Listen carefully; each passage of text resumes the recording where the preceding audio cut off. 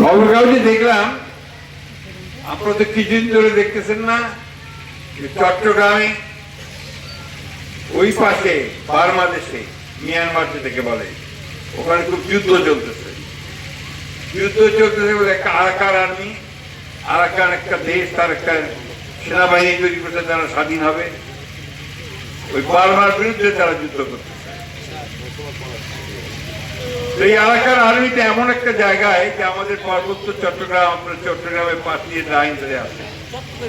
আমাদের দেশে তো আপনারা জানেন যে ওইখান থেকে রোহিঙ্গা ভাইরা আসছে, প্রায় 10 লক্ষের উপরে রোহিঙ্গা আমাদের দেশে প্রায় 10 বছর ধরে আছে। বার্মা থেকে তাদেরকে তাড়াই দিয়েছে, তারা আমাদের দেশে আছে। আমাদের গত সরকার, আওয়ামী লীগ সরকার ওদেরকে দেশে ফেরানোর জন্য কোনো চেষ্টা করে নাই। ওদেরকে দেশে ফেরানোর জন্য যে আন্তর্জাতিক চেষ্টাটা করা দরকার, চেষ্টাটা করে নাই। আজকে একটা খবর দেখে আমি একটু চিন্তিত হলাম। ওই খবরটা দেখলাম যে বাংলাদেশের যে উপদেষ্টা, বৈদেশিক উপদেষ্টা তহিদ সাহেব, তিনি বলছেন যে আরাকানদের সঙ্গে যোগাযোগের জন্য আমরা একটা হিউম্যানিটেরিয়ান প্যাসেজ, মানবিক একটা প্যাসেজ আমরা আরাকানে দিচ্ছি। আপনার খুব কঠিন কথাটা বোঝানো মুশকিল হচ্ছে আমার। অর্থাৎ ওখানে যাওয়া যায় না তো, এখন আমাদের বাংলাদেশের এই যে চিটাগাঙ্গে যদি যাওয়া যায়, তাহলে যাওয়া যাবে, গিয়ে ওই জায়গায় ওখানে যাওয়া যাবে, যোগাযোগ করা যাবে। এখন এই যোগাযোগ করার জন্য তারা এখানে একটা হিউম্যানিটেরিয়ান প্যাসেজ দিচ্ছে। কেমন ব্যাপারটা কি বুঝাই বলি একটু। গাজাতে যুদ্ধ হচ্ছে না, গাজাতে খালি বোমা ফেলতেছে তো আপনার ইসরায়েল, তাই না? ওই জায়গায় যাওয়া পারে না। এখন আপনার বিশ্ব থেকে আর কি, আপনার এই জাতিসংঘ থেকে খাবার, ওষুধ এই সমস্ত মানুষদের পাঠাতে হলে ওই জর্ডান থেকে অথবা আপনার মিশর থেকে রাস্তা তৈরি করে ওই দিক দিয়ে গাজাতে পাঠানো হচ্ছে। ভালো কথা, এটা মানবিক দরকার আছে। আমার কথা হচ্ছে যে আজকে বাংলাদেশকে ওই জায়গায় পৌঁছতে হলো যে বাংলাদেশকে এখন আপনার একটা প্যাসেজ দিতে হচ্ছে, হিউম্যানিটেরিয়ান প্যাসেজ দিতে হচ্ছে। অনেক বড় সিদ্ধান্ত। এই সিদ্ধান্তের সঙ্গে আমাদের স্বাধীনতা, সার্বভৌমত্ব এবং ভবিষ্যতে এই অঞ্চলের শান্তি স্থিতিশীলতা জড়িত আছে। সরকারের উচিত ছিল, দায়িত্ব ছিল এই বিষয়টা নিয়ে সমস্ত রাজনৈতিক দলগুলোর সঙ্গে কথা বলা।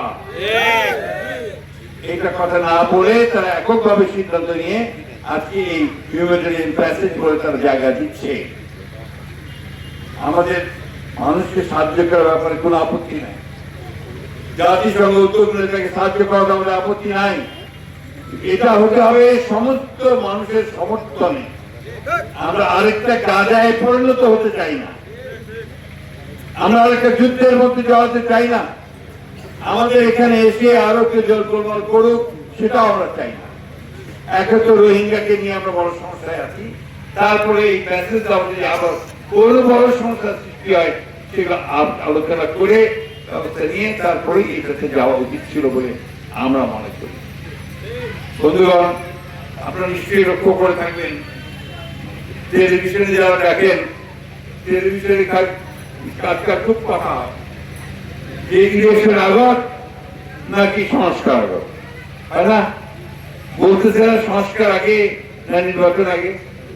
সংস্কারটা কি তা আমি একটু বুঝতে চাই।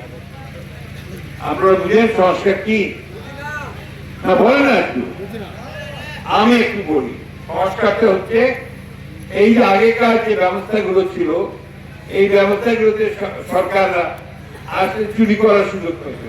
আমি 11 বার জেলে গেছি, 11 বার, 111টা মামলা আমার উপরে করতে, তা আমাকে কখনো দমাতে পারে নাই। আমি ন্যায়ের পথে, আল্লাহর পথে, গণতন্ত্রের পথে আমি চলতেছি, ইনশাআল্লাহ চলবো যতদিন বেঁচে আছে। আমাদের ছেলেরা সবাই আমার ছাত্র, এরা আপনাদের এখানে কাজ করে না, ঘন ঘন আসে, আমি আসতে পারি না। আমরা তাদের সঙ্গে একসাথে একজোট হয়ে যেন আমরা সবাই মানুষের জন্য কাজ করতে পারি, জনগণের জন্য কাজ করতে পারি, সেই ব্যবস্থা আমরা করবো। আপনারা সবাই দোয়া করবেন। আমার শরীর ভালো যাচ্ছে না, ভালো যায় না, বয়স হয়ে যেত না, ভালো যেন থাকে সেজন্য আপনি দোয়া করবেন। আপনারা সবাই ভালো থাকবেন, সুস্থ থাকবেন। আল্লাহ তাআলার কাছে এই দোয়া করি